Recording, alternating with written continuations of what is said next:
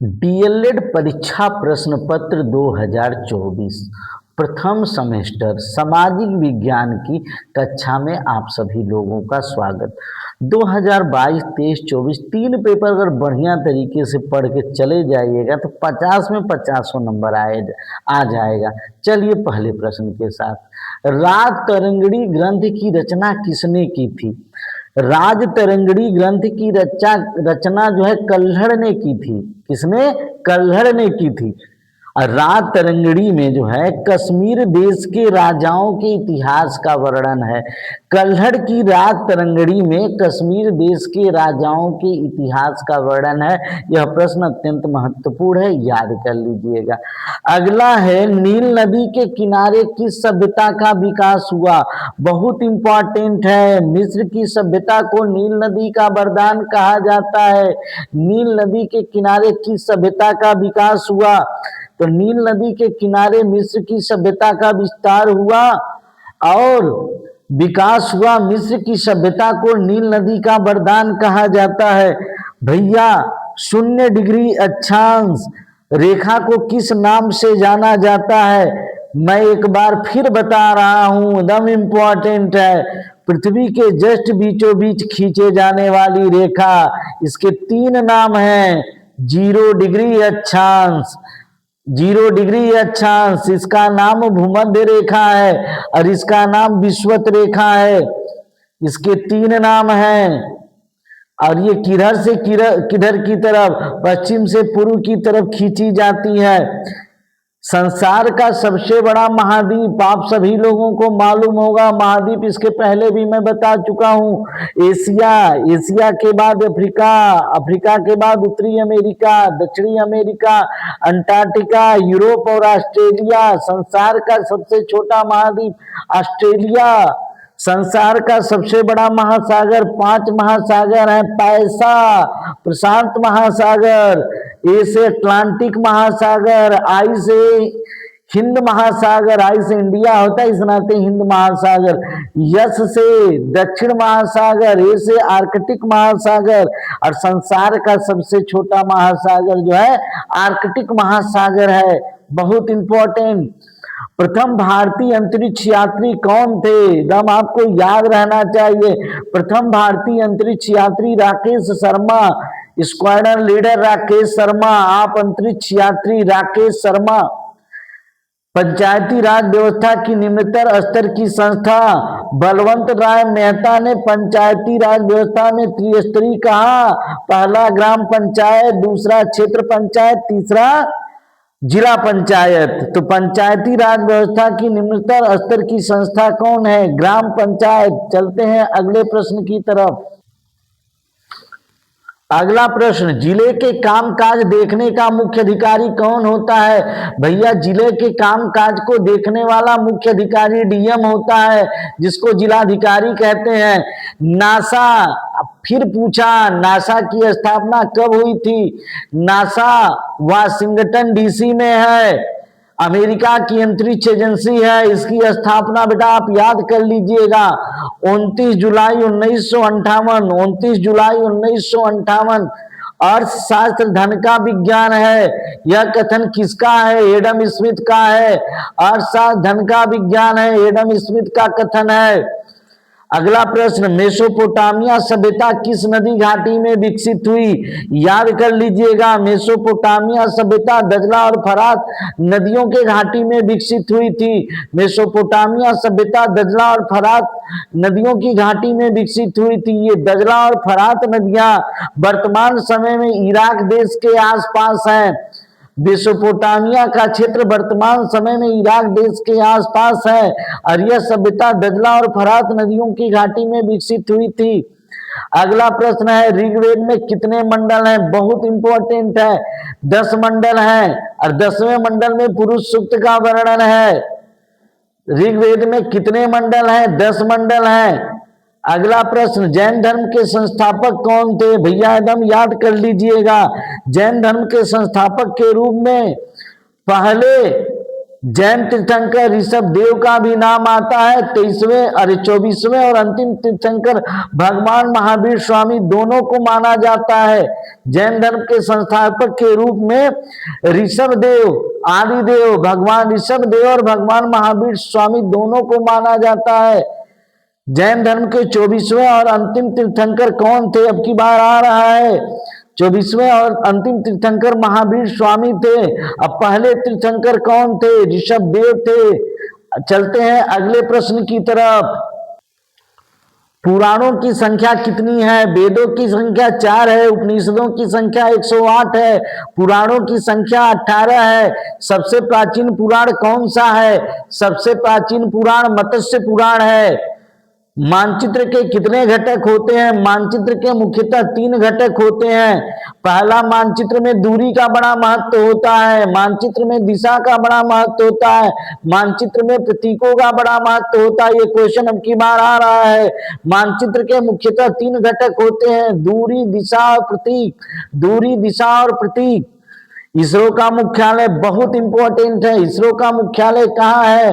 बंगलुरु कर्नाटक में है। इसरो का मुख्यालय बंगलुरु कर्नाटक में है। इसरो की स्थापना कब हुई थी? इसरो की स्थापना 15 अगस्त 1969 को हुई थी। इसरो की स्थापना इंडियन स्पेस रिसर्च ऑर्गेनाइजेशन, इसकी स्थापना 15 अगस्त 1969 को हुई थी। इसरो की स्थापना किसने की थी? डॉक्टर विक्रम साराभाई ने की थी। डॉक्टर विक्रम साराभाई ने की थी, जिन्हें इसरो का जनक कहा जाता है। जिन्हें इसरो का जनक कहा जाता है। भारत का क्षेत्रफल कितना है? भारत का क्षेत्रफल 32,87,263 वर्ग किलोमीटर है। भारत का क्षेत्रफल 32,87,263 वर्ग किलोमीटर है। भारत का क्षेत्रफल विश्व के क्षेत्रफल का लगभग कितना % है? भारत का क्षेत्रफल विश्व के क्षेत्रफल का लगभग 2.4% है। अब की बार परिक्रमण गति, परिभ्रमण गति मैंने आपसे बताया था कि अपनी धुरी पे जब एक चक्कर लगाती है तो परिभ्रमण, लेकिन जब कोई वस्तु किसी अन्य वस्तु के चारों ओर, चाहे जब कोई पिंड किसी अन्य पिंड के चारों ओर या जब कोई ग्रह किसी अन्य तारे के चारों ओर एक निश्चित कक्षा में घूमता है तो उसकी गति परिक्रमण गति कहलाती है। परिक्रमण गति कहलाती है। पृथ्वी का सूर्य के चारों ओर घूमने की गति, जिसके कारण ऋतु परिवर्तन होता है। परिक्रमण गति 365 सही 1/4 दिन है। भैया पूछा जा सकता है दिन रात का होना परिभ्रमण है। ऋतु परिवर्तन किसके कारण है? तो आप कहेंगे ऋतु परिवर्तन जो है परिक्रमण गति के कारण है। ऋतु परिवर्तन परिक्रमण गति के कारण है। चलते हैं अगले प्रश्न की तरफ। सप्त सिंधु नदियों के नाम लिखिए, बड़ा इंपॉर्टेंट है। सप्त सिंधु नदियां, सिंधु से संबंधित नदियां, सब सिंधु नदियों के नाम सिंधु, झेलम, चिनाब, यह पाकिस्तान की नदियां हैं। प्राचीन काल में इनका नाम, झेलम का नाम वितिष्ठा था, चिनाब का नाम अस्कनी था, और रावी, ब्यास, सतलज हमारे यहाँ भारत की नदियां हैं। सिंधु जल समझौता के अनुसार सिंधु, झेलम, चिनाब पाकिस्तान की नदियां। सिंधु, झेलम, वितिष्ठा, चिनाब, अस्कनी, रावी, पुरुषड़ी, ब्यास को बिपाशा, सतलज को शुत्रुदी, ये जो है भारत की नदियां हैं। और सरस्वती जो विलुप्त हो गई हैं। सप्त सिंधु नदियों के नाम में सिंधु, झेलम, चिनाब, रावी, ब्यास, सतलज, सरस्वती, अगर इनके उपनाम नहीं याद रहेंगे तो कोई बात नहीं। चलते हैं अगला क्वेश्चन, बड़ा इंपॉर्टेंट है। सौर मंडल या सौर परिवार किसे कहते हैं? तो भैया आप जान लीजिए कि सूर्य एक तारा है, और सूर्य जब तारा है तो उसका अपना प्रकाश है। सूर्य और उसकी परिक्रमा करने वाले 8 ग्रह कौन कौन भैया? बुध, शुक्र, पृथ्वी, मंगल, आंतरिक ग्रह, बृहस्पति, शनि, अरुण, वरुण, वाह ग्रह, और इनके सबके उपग्रह। बुध और शुक्र के पास कोई उपग्रह नहीं। पृथ्वी का उपग्रह चंद्रमा, मंगल के 2 उपग्रह जो है फोबोस और डिमोस, और बौने ग्रह धूमकेतु, क्षुद्र ग्रह जैसे खगोलीय पिंड सौर परिवार के अंतर्गत आते हैं। यह परिवार सूर्य के गुरुत्वाकर्षण बल से बंधा होता है। फिर एक बार देख लीजिए भैया, सूर्य एक तारा है। सूर्य और उसकी परिक्रमा करने वाले 8 ग्रह बुध, शुक्र, पृथ्वी, मंगल, बृहस्पति, शनि, अरुण, वरुण, उनके उपग्रह बौने ग्रह। बौने ग्रह में पहले यम था, प्लूटो जिसको निकाल दिया गया, दूसरे की कक्षा में प्रवेश कर जाता था भैया। धूमकेतु, क्षुद्र ग्रह जैसे खगोलीय पिंड सौर परिवार के अंतर्गत आते हैं। यह परिवार सूर्य के गुरुत्वाकर्षण बल से बंधा होता है। यह अब प्रत्येक तारे का इसी तरह से एक परिवार होता है। चारों वेदों के नाम बहुत इंपॉर्टेंट है, चारों वेदों के नाम और उसकी प्रमुख विशेषताएं। ऋग्वेद, यजुर्वेद, सामवेद, अथर्ववेद, ये 4 वेद हैं भैया। ऋग्वेद में देवताओं की स्तुति हुई है। यजुर्वेद में कर्म, यज्ञ और कर्म कांड पे केंद्रित है। यज्ञ में जो वेदी उदी बनती है ना, यजुर्वेद के जानकार लोग बनाते हैं। ऋग्वेद में देवताओं की स्तुति की गई है। ऋग्वेद के 3रे मंडल से गायत्री मंत्र लिया गया है जो सूर्य देवता को समर्पित है। सामवेद को भारतीय संगीत का जनक या संगीत का जनक कहा जाता है। अथर्ववेद जादू, टोना, शादी विवाह के मंत्र। शादी विवाह में जब मंत्र चलता है ना तो पूरे जीवन भर बाधा रहता है, वह अथर्ववेद के मंत्र चलते हैं भैया। उसमें आप एक दूसरे से चाह के भी अलग नहीं हो पाएंगे। जादू, टोना और शादी विवाह के मंत्र 4 वेद, ऋग्वेद, यजुर्वेद, सामवेद, अथर्ववेद, यह महत्वपूर्ण है। चलते हैं अगले प्रश्न की तरफ। नदियों के किनारे सभ्यताओं के विकसित होने के कारण क्या थे? भैया क्या कारण था कि नदियों के किनारे सभ्यताएं विकसित हुई थी? तो नदियों के किनारे सभ्यताओं के विकसित होने के निम्न कारण है। पहले नंबर पे उपजाऊ मिट्टी थी, इस नाते सभ्यताएं विकसित हुई। नदियों के किनारे तो उपजाऊ मिट्टी होती ही है, क्योंकि हमेशा बाढ़ आदि के द्वारा जो है वह उपजाऊ चीजों को बहा के लेके आती है। परिवहन और व्यापार के अवसर थे भाई। सबसे पहले नौ परिवहन ही होता था, व्यापार जो है जल मार्ग से होता था। सिंचाई की सुविधा नदियों के पास रहेगा तो सिंचाई की सुविधा भी रहेगी। इस नाते जो है नदियों के किनारे सभ्यताओं का विकास हुआ। अब पर्याप्त मात्रा में पानी की उपलब्धता, क्योंकि मानव जीवन को सुचारू रूप से चलाने के लिए पानी बहुत महत्वपूर्ण है, इस नाते पर्याप्त मात्रा में पानी की उपलब्धता होनी चाहिए। अगले प्रश्न पे चलते हैं। मानचित्र की उपयोगिता बहुत इंपॉर्टेंट है। मानचित्र की निम्नलिखित उपयोगिता है। नंबर 1, मानचित्र से किसी देश के स्थान की स्थिति का पता चलता है। भाई मानचित्र में हम देख लेंगे तो मानचित्र में आराम से अमेरिका, इंग्लैंड, यूरोप कहीं भी जा सकते हैं, और जिससे उस देश की यात्रा की योजना हम बना सकते हैं। मानचित्र सैन्य संचालन, और आपको मालूम होगा कि जब कोई ऑपरेशन करना होता है तो मानचित्र पे ही समझाया जाता है। सैन्य संचालन आपदा प्रबंधन में अत्यंत सहायक होता है कि कहाँ पे आपदा है, वहां पे कैसे जाया जाएगा, ये मानचित्र ही बताता है। आपदा प्रबंधन में अत्यंत सहायक होता है। और शिक्षा और अनुसंधान के क्षेत्र में मानचित्र अत्यंत उपयोगी है। और आप जानते हैं कि अगर हम शिक्षित हैं तो हम नक्शा को अच्छी तरीके से समझते हैं।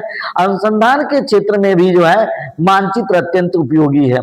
अब भैया अंतिम प्रश्न देखिए, मैं बता रहा हूं कि भले वीडियो जो है कुल मिला के 1.5 घंटे में समाप्त हो गई है, लेकिन सारे प्रश्न 50 में से 50 नंबर इसी में से आएंगे। लेकिन शायद अगर आप बढ़िया से नहीं देखेंगे तब तक बहुत देर हो जाएगी, और अब पछताए क्या हो जब चिड़िया चुग गई खेत। इस नाते देखिए, अपने प्रिय दोस्तों को जो है शेयर करिए ताकि वो हमारे चैनल को सब्सक्राइब करें।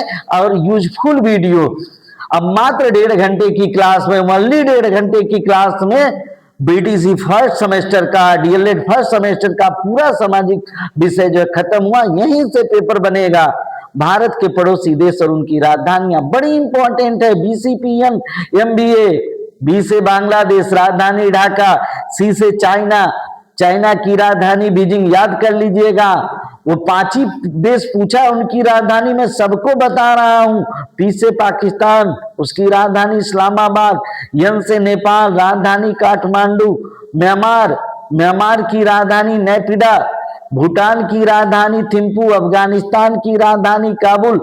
और यह जो है भारत के किस साइड से सटे हुए हैं? आप कहेंगे कि स्थलीय सीमा बनाते हैं, लेकिन जलीय सीमा जो है श्रीलंका भी हमारा पड़ोसी देश है, उसका भी राजधानी अगर आप लिख देंगे पड़ोसी देशों में तब भी आपको नंबर मिल जाएगा। श्रीलंका की राजधानी श्री जयवर्धने पुराकोट्टे। तो आइए, बांग्लादेश की राजधानी ढाका, चीन की राजधानी बीजिंग, पाकिस्तान की राजधानी इस्लामाबाद, नेपाल की काठमांडू, म्यांमार की नेपिडा, भूटान की थिम्पू, अफगानिस्तान की काबुल और श्रीलंका की राजधानी श्री जयवर्धने पुराकोट्टे। तो इस प्रकार से डीएलएड फर्स्ट सेमेस्टर का सामाजिक विज्ञान पूरी तरह से खत्म हुआ और हर प्रश्न यहीं से आएंगे। Thanks for watching this video.